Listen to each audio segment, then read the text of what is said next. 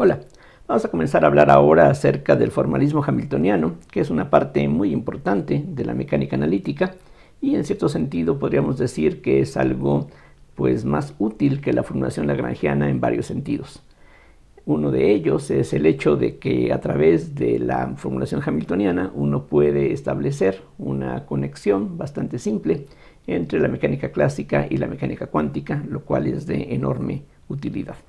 Antes de comenzar a hablar acerca de las ecuaciones de Hamilton, va a ser interesante regresar a algunos aspectos básicos de la formulación lagrangiana. Ya vimos que para muchos sistemas mecánicos uno puede encontrar las ecuaciones de movimiento a partir de una función lagrangiana que es una función de las Q puntos y posiblemente de t. Esto es lo que hemos visto que sirve, por ejemplo, para aquellos problemas en donde se tienen constricciones holónomas y que las fuerzas son derivables de un potencial, aunque también ya demostramos que en muchas otras situaciones un tanto más generales se puede encontrar una descripción lagrangiana en donde la L no necesariamente es t menos b, sino que puede ser alguna otra expresión un tanto diferente. Ahora, lo que podemos ver es que en forma regular las ecuaciones de Lagrange nos llevan a un sistema de n ecuaciones diferenciales ordinarias de segundo orden y vamos a ver con más precisión cuáles son esas condiciones que llevan a un tal sistema. Para eso simplemente escribamos las ecuaciones que ya conocemos, solo que ahora vamos a desarrollar en forma un poquito más completa lo que representa el primer término en estas ecuaciones, es decir, la L es una función que depende de estas dos n más 1 variables en principio, y aquí en esta derivada total justamente estamos tomando en cuenta la dependencia explícita e implícita que tiene en el tiempo la L. Entonces, utilizando la regla de la cadena, esto es lo mismo que la parcial con respecto a t de la parcial de L con respecto a Q.i más la parcial con respecto a QJ de la parcial de L con respecto a Q.i por Q.j más la parcial con respecto a Q.j de la parcial de L con respecto a Q.i por Q2.j. Y eso es todo lo que se obtiene de esta derivada total. Vean que la notación ayuda a no tener que desarrollar todo esto, sino que en la práctica es mucho más sencillo calcular la derivada total sin tener que escribir en forma explícita todos estos términos. Aquí solamente falta agregar menos la parcial de L con respecto a Qi. Entonces, vean por qué esto regularmente nos lleva a un sistema de ecuaciones diferenciales de segundo orden. Aquí justamente aparecen las Q2 puntos. Y bueno, algo que no recalqué, como siempre, estamos tomando una suma implícita sobre J. Entonces aquí hay suma sobre J, lo mismo que aquí. Y lo que hace que esto sea o no un sistema de ecuaciones diferenciales es justamente las propiedades que tenga la matriz que aparece multiplicando a estas derivadas. Esto es una matriz, de hecho es una matriz n por n, que se conoce como la matriz hessiana asociada con L. Vean que es una matriz simétrica, si suponemos, como es costumbre, que la L es una función bien comportada. Aquí el orden en que calculemos las derivadas no importa, así es de que esto es una matriz simétrica n por n, decía. Y si esta matriz es invertible, entonces vamos a poder eliminarla de estas ecuaciones y despejar las Q2 puntos de este sistema. De esa manera vamos a poder constatar que en efecto esto es un sistema de n ecuaciones diferenciales de segundo orden. Pero, digamos, el caso extremo sería que esto fuese 0 y entonces no tenemos un sistema, ni siquiera tendríamos que las segundas derivadas van a aparecer. Entonces se puede ver claramente que lo que en ese sentido es más relevante son estos coeficientes. Los demás no son tan importantes para determinar el carácter del sistema que estamos obteniendo. Esta matriz es la relevante y entonces lo que se hace es decir que si el determinante de esta matriz, las parciales segundas con respecto a Q.i, con respecto a Q.j, es diferente de 0, entonces se dice que L es regular. Entonces la condición de regularidad lo que implica es que las ecuaciones de Lagrange van a constituir un sistema de n ecuaciones diferenciales de segundo orden. Otro nombre que se le da al caso regular es no singular.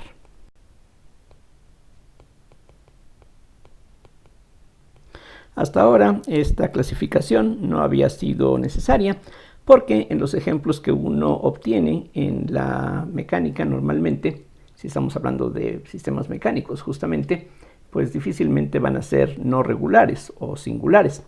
Pero aquí pues para mantener la generalidad vamos a tomar en cuenta esta distinción. El primer ingrediente para poder introducir las ecuaciones de Hamilton es la definición de unas nuevas variables que reciben el nombre de momentos generalizados o momentos canónicos y se definen como la parcial de L con respecto a Q.i. Aquí la i corre de 1 a n, así es de que si tenemos un sistema con n grados de libertad vamos a tener n momentos generalizados.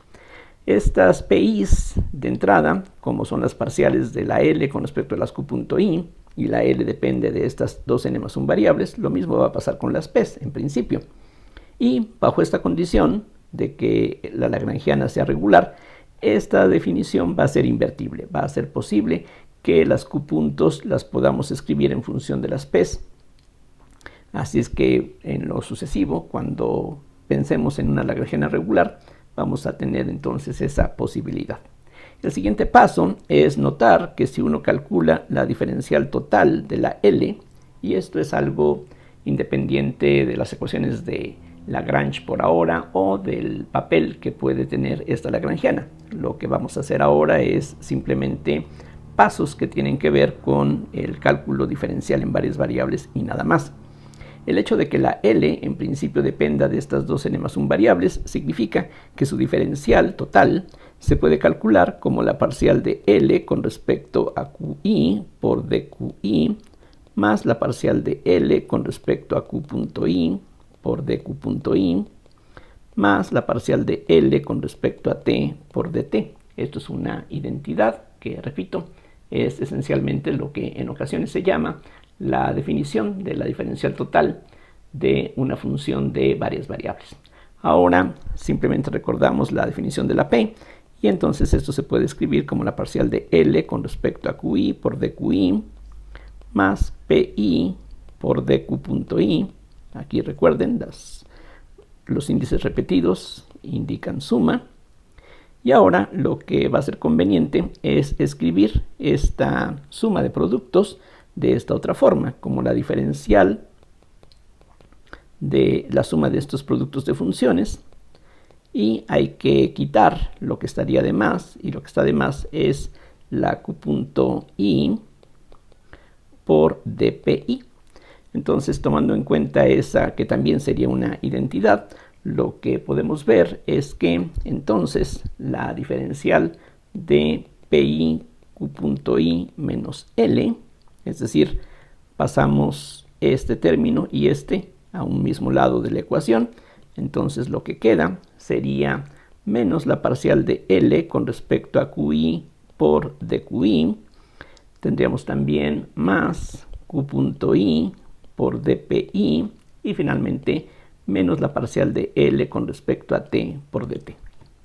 Esto lo que dice es que para esta combinación podríamos decir que las variables naturales son las Q's, las P's y la T, en el sentido de que la diferencial total de esta nueva función, que se obtiene a partir de la L original, por supuesto, pues podemos o conviene verla como función de estas n más 1 variables, a diferencia de lo que ocurrió con la L.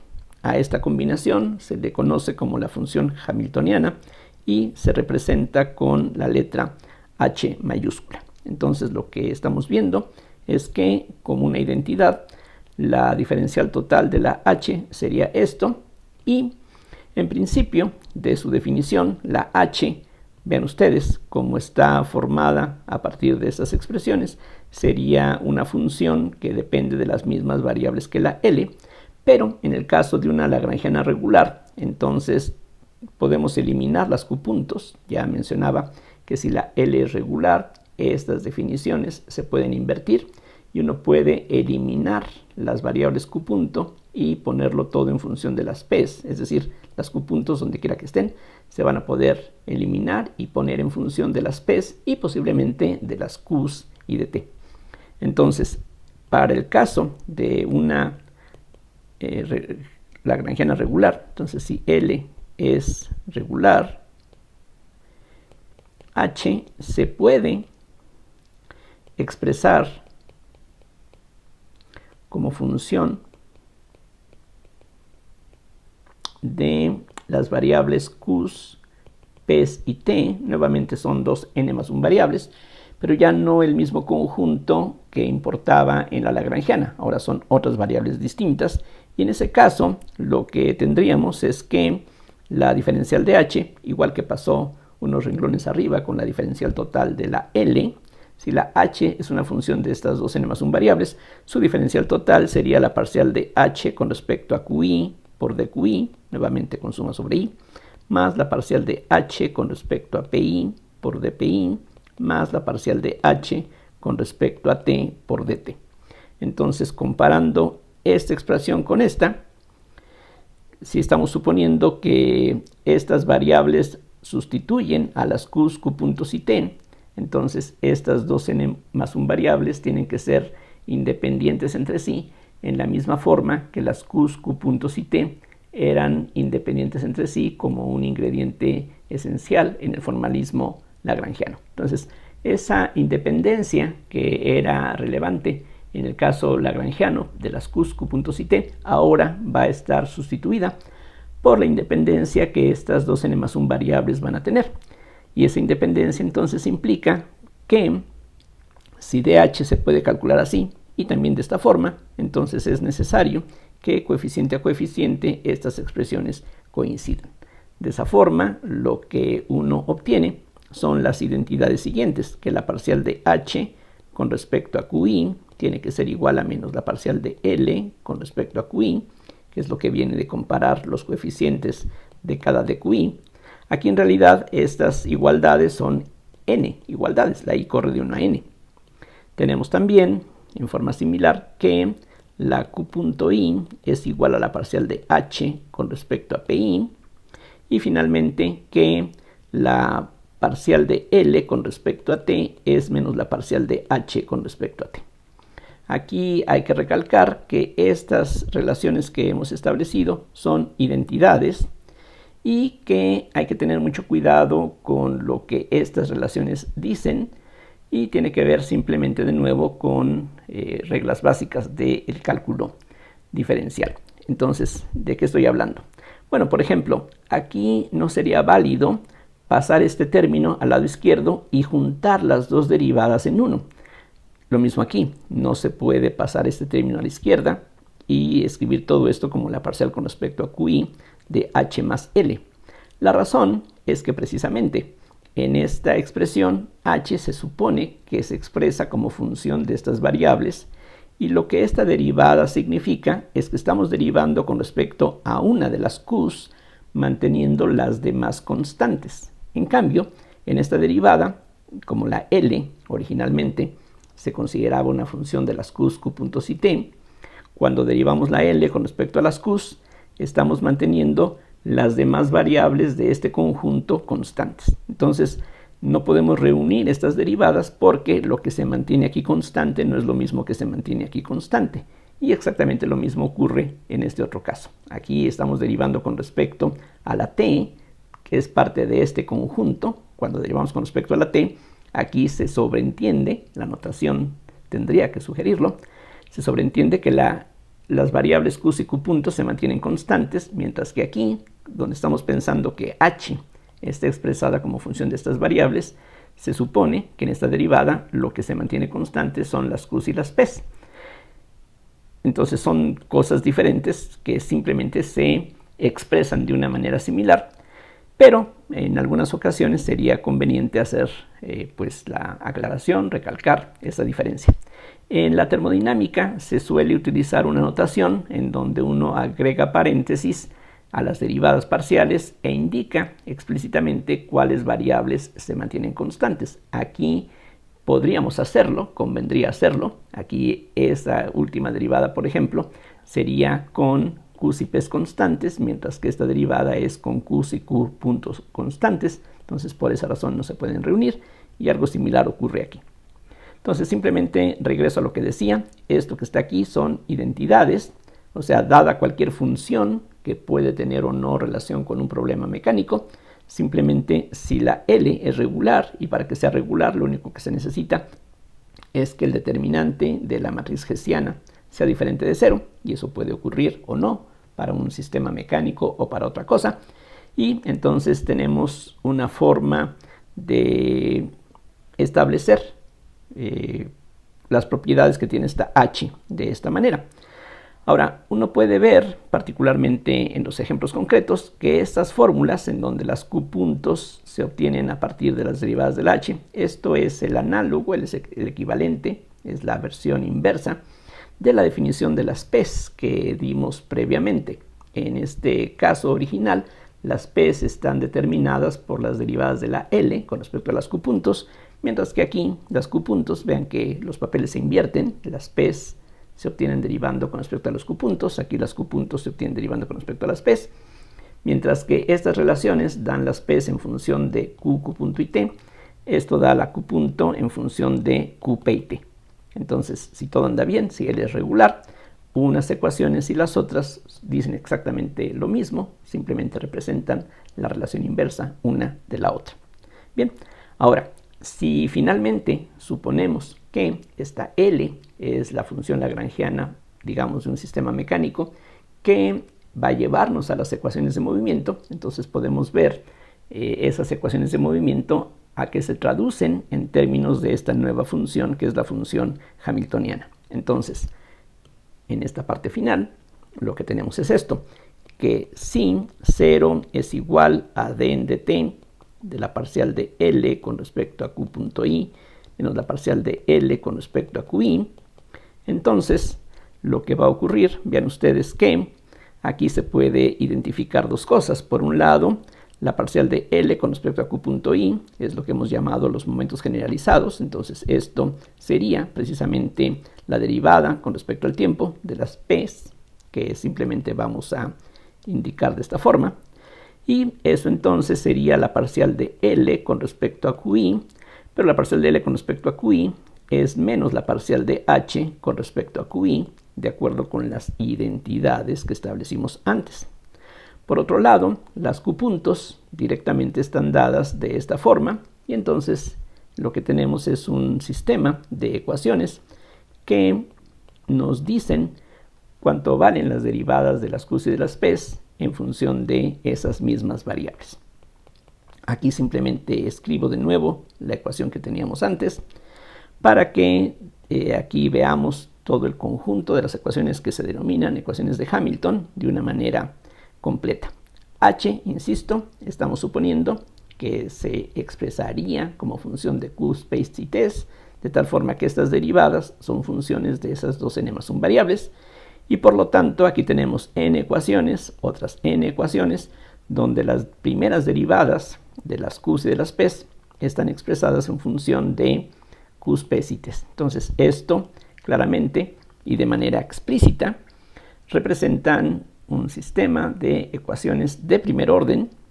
Aquí no pasa lo que teníamos en el caso lagrangiano, en donde las derivadas de más alto orden estaban escondidas multiplicándose por esta matriz, que como dije podría ser 0, por ejemplo. Aquí en cambio, en las ecuaciones de Hamilton, las derivadas, las únicas derivadas que le dan pues el carácter de sistema de ecuaciones diferenciales a estas ecuaciones están en forma directa. Aquí ya están despejadas, podríamos decir, estas derivadas, y esto pues refleja que lo que tenemos como sustituto de las ecuaciones de Lagrange es un sistema de 2n ecuaciones de primer orden. El hecho de que un sistema de 2n ecuaciones de segundo orden se pueda sustituir por 2n ecuaciones de primer orden no es nada extraño, y eso se puede hacer en cualquier contexto, no tiene nada que ver con las lagrangianas ni nada de eso. Aquí lo que está ocurriendo es que esta forma muy especial de sustituir un sistema de 2n ecuaciones de segundo orden por un sistema de 2n ecuaciones de primer orden, lo que tiene de especial, decía, este sistema es que estas derivadas se pueden obtener a partir de una sola función. Eso es lo que tiene de especial, y eso es gracias a la definición de los momentos generalizados que aquí estamos dando arriba. Gracias a esta definición especial es que las ecuaciones de Lagrange se sustituyen, si la lagrangiana es regular, por un sistema de ecuaciones de primer orden como el que aquí ya hemos visto. Entonces vamos a tratar algunos ejemplos para ir ilustrando cómo funciona esto. Lo que vamos a ver es que en forma directa estas ecuaciones regularmente así como están, pues en efecto son equivalentes a las ecuaciones de Lagrange que ya teníamos, y en ese sentido veremos que esta otra forma de escribir las cosas no tiene por sí alguna ventaja. Las ventajas las vamos a ver más adelante cuando descubramos cierta estructura que existe en el espacio en donde estas variables son las coordenadas. Entonces, hasta aquí, pues, lo que tenemos es simplemente una forma equivalente de escribir las ecuaciones de Lagrange, pero vamos a ver de qué forma se puede ir elaborando todo esto para tener efectivamente al final un formalismo que represente realmente ventajas sobre lo que ya teníamos previamente. El primer ejemplo que vamos a tratar corresponde, como veremos, a una lagrangiana no regular. La L es un medio de A, que es una constante, por Q1 punto al cuadrado, más B por Q1, Q punto 2, menos Q1 cuadrado por Q2. Esta lagrangiana no se supone que corresponda a algún problema mecánico. Aquí simplemente es un ejemplo que uno puede inventar para ilustrar qué es lo que ocurre cuando tenemos una lagrangiana singular. Entonces vean que efectivamente es singular porque si calculamos, por ejemplo, la parcial segunda con respecto a Q.1 con respecto a Q.2, al derivar con respecto a Q.2 lo que obtenemos es simplemente el producto de B por Q1, y si eso posteriormente lo queremos derivar con respecto a Q.1, el resultado es 0. Y entonces eso hace que esta entrada de la matriz hessiana valga 0, y lo mismo ocurre con la parcial segunda con respecto a Q 2 puntos dos veces. Por la misma razón el resultado da 0. Entonces tendríamos en este caso un sistema con 2 grados de libertad. Vean, tenemos 2 coordenadas, y de esta matriz cuadrada 2 por 2 ya tenemos un renglón de ceros, el determinante 0, la lagrangiana es singular. Sin embargo, podemos ver que nos dan las definiciones de los momentos generalizados. P1 es la parcial de L con respecto a Q.1, y el resultado entonces es A por Q.1. Hasta ahí todo va bastante bien, porque la Q.1 se puede despejar en función de la P. En cambio, la P sub 2, que tiene que ser la parcial de L con respecto a Q.2 por definición, eso nos da B por Q1, y aquí el problema es que la Q.2 no se obtiene en estas derivadas, entonces no hay forma de invertir la relación, es decir, las P's se pueden escribir en función de Q's, Q's puntos y T. Bueno, de hecho aquí la T no aparece en forma explícita, pero si queremos eliminar las Q punto, no se puede porque aquí simplemente no hay alguna relación que las conecte con las P's. A pesar de eso, podemos construir la función hamiltoniana, y la función hamiltoniana es, por definición, Pi, Q punto i con suma sobre i menos L. Esa es la definición siempre de la función hamiltoniana. Aquí hay una diferencia importante con respecto a la lagrangiana. La lagrangiana regularmente en los problemas típicos es T menos B, pero ya hemos visto que no necesariamente tiene que ser así, inclusive cuando estamos pensando en problemas mecánicos. En cambio, la hamiltoniana siempre la vamos a construir de esta manera si estamos partiendo del formalismo lagrangiano. Entonces, en este caso, esta suma que aparece como primer término sería P1 por Q.1 más P sub 2 por Q punto 2 menos la L, que es un medio de A Q1 punto al cuadrado menos B Q1 Q punto 2 más Q1 cuadrado Q2. Si tomamos en cuenta que la P1 y P2 ya las conocemos, esto equivale, en lugar de P1 podemos escribir A Q.1, entonces el primer término quedaría como A Q.1 al cuadrado, más la P sub 2, que es BQ1, que entonces multiplica a Q.2, y ahora vienen los términos que proceden de la lagrangiana directamente. Entonces tendríamos aquí A Q1 punto al cuadrado menos B Q1 Q.2 más Q1 al cuadrado por Q2, y podemos ver que hay aquí una pequeña simplificación que podemos hacer. Este término desaparece y además tenemos dos términos semejantes, de tal forma que finalmente tenemos la expresión un medio de A por Q.1 al cuadrado más Q1 cuadrado Q2. Entonces, en este caso, como se indicó antes, no se puede eliminar la Q.2 porque no aparece en estas relaciones. Pero aquí se ve que no hay problema porque la Q.2 desapareció. El término que contiene Q puntos se puede expresar en términos de P, y el resultado, como podemos ver, es 1 sobre 2A por P1 al cuadrado más Q1 cuadrado Q2, lo que prueba en este ejemplo particular que efectivamente no importa si la lagrangiana inclusive puede llegar a ser singular, la hamiltoniana se puede expresar como función de Qs, Ps y T. Es decir, podemos eliminar a pesar de todo las Q puntos.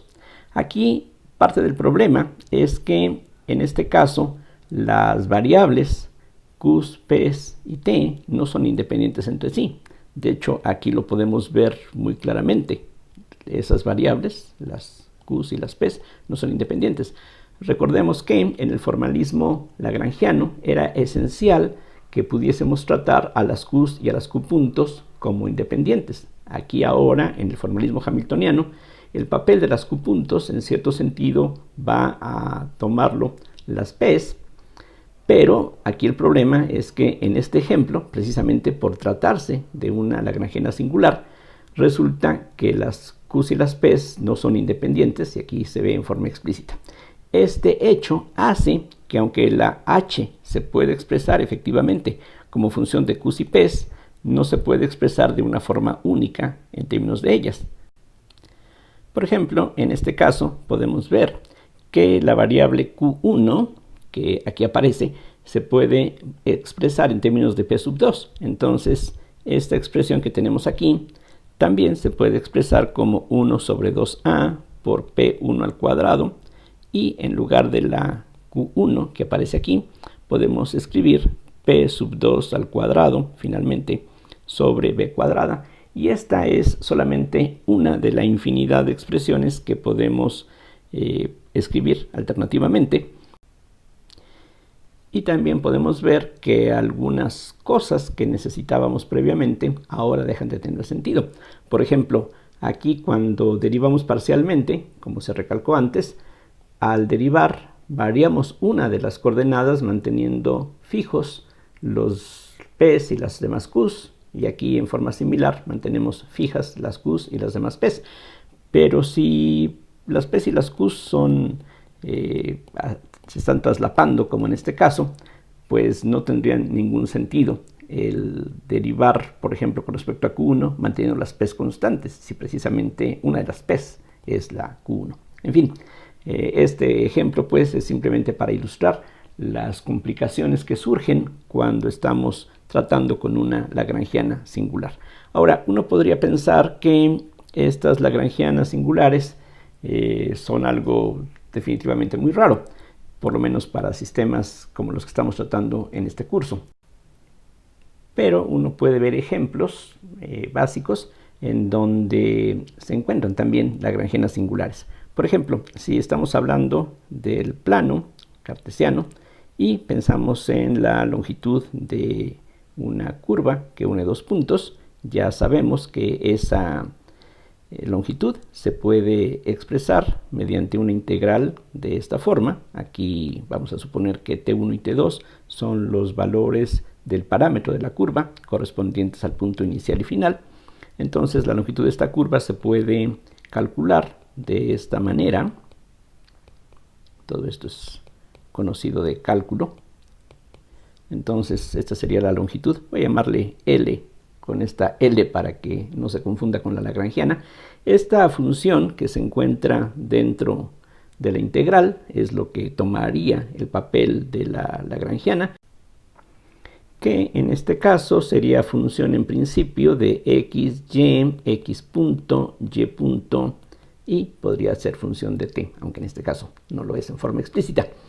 Entonces, si calculamos la hamiltoniana correspondiente a esta lagrangiana, es decir, la L sería entonces la raíz cuadrada de x punto al cuadrado más y punto al cuadrado. Entonces P1 o Px, si gustan, sería la parcial de L con respecto a x punto por definición. Y eso, como se puede ver fácilmente, nos da x punto entre la raíz de x cuadrada punto al cuadrado más y punto al cuadrado, P sub y, que por definición es la parcial de L con respecto a y punto, nos da algo similar, y punto sobre la raíz de x punto al cuadrado más y punto al cuadrado. Si usamos la definición de la hamiltoniana, que es pi q punto i menos L, esto nos da el primer momento, x punto sobre la raíz de x punto al cuadrado más y punto al cuadrado, por la q punto, la primera de ellas, que entonces nos da x punto al cuadrado. Después el segundo término de p sub 2 por q punto sub 2 corresponde a y punto al cuadrado sobre la raíz de x punto al cuadrado más y punto al cuadrado, menos la L, que es la raíz de x punto al cuadrado más y punto al cuadrado. En fin, lo que se puede ver fácilmente es que en este caso la h es idénticamente 0.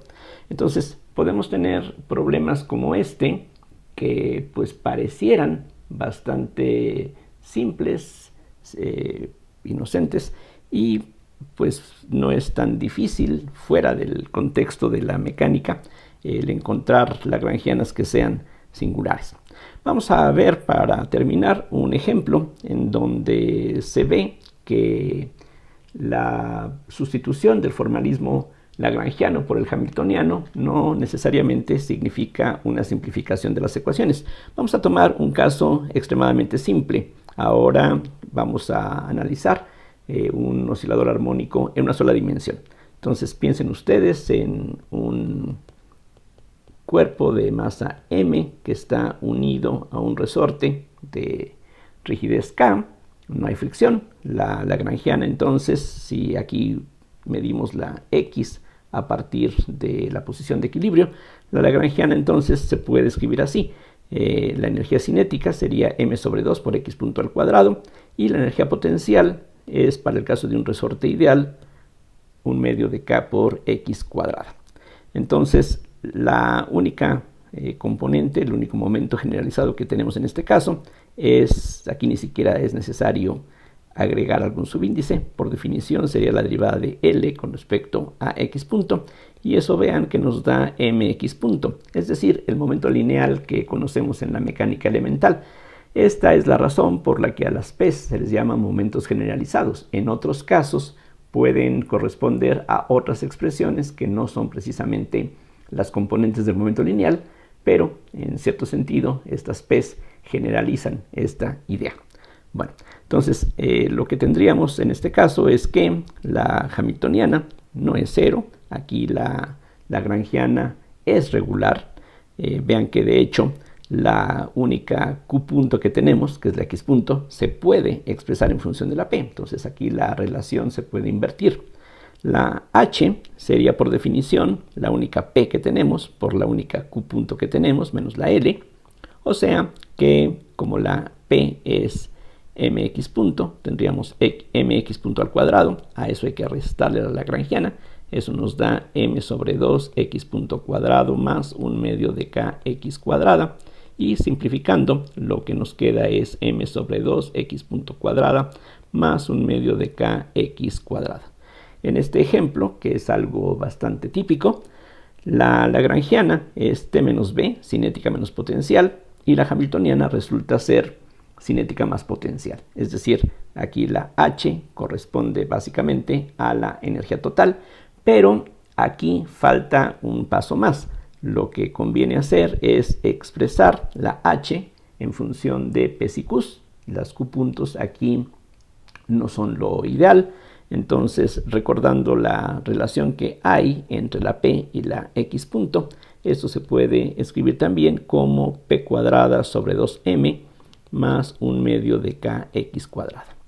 Esta lagrangiana que tenemos aquí, ya sabemos a qué ecuaciones de movimiento nos llevan y es muy fácil obtenerlas. Lo que tendríamos es que, como hay un solo grado de libertad, tenemos una sola ecuación de Lagrange. Entonces, la derivada con respecto a t de la parcial de L con respecto a x punto menos la parcial de L con respecto a x, en este ejemplo sería la derivada con respecto a t. La parcial de L con respecto a x punto ya la conocemos, es simplemente mx punto, mientras que de la parcial de L con respecto a x lo que obtenemos es k por x, y por lo tanto esto es mx2 puntos más k por x, que tiene que ser igual a 0. Y esto pues lo reconocemos como la ecuación de movimiento para un oscilador armónico simple.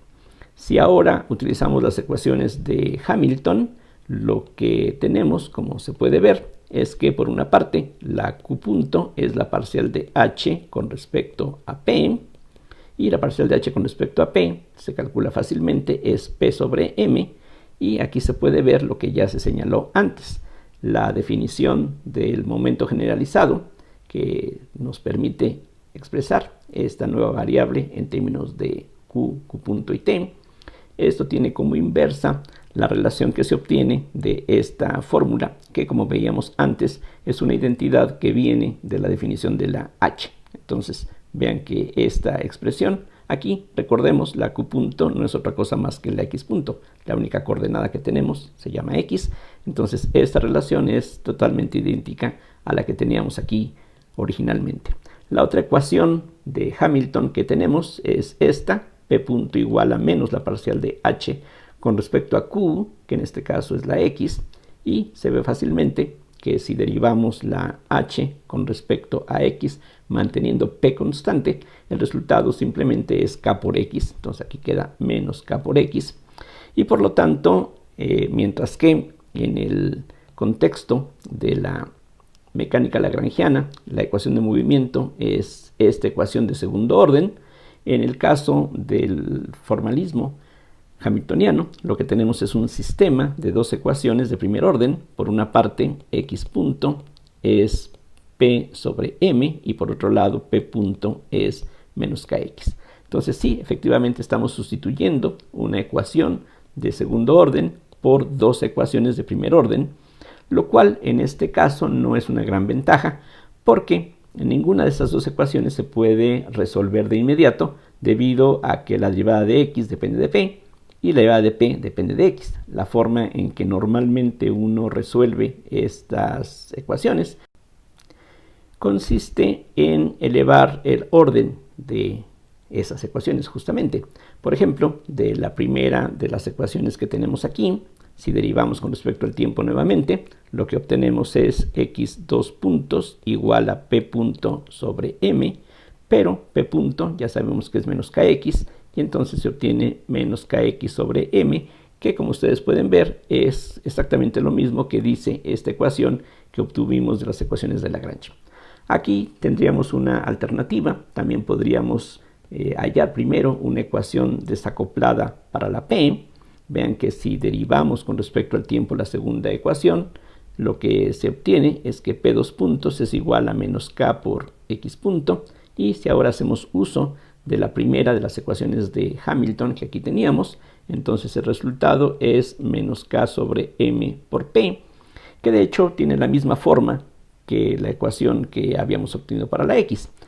Esto no es exactamente lo que se tiene en forma directa de las ecuaciones de Lagrange.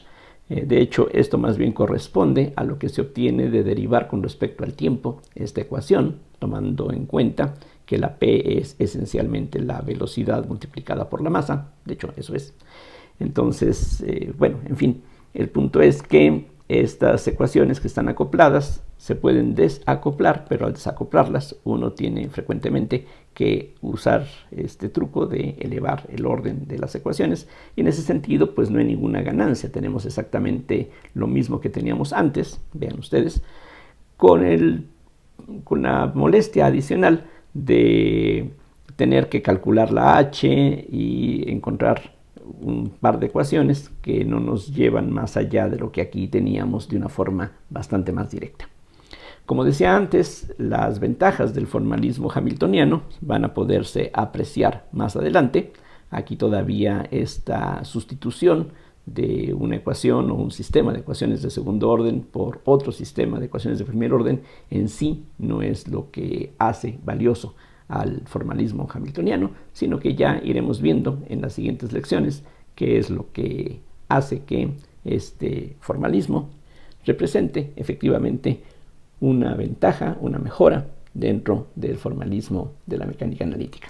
Bueno, por ahora sería todo. Muchísimas gracias por la atención y hasta la siguiente.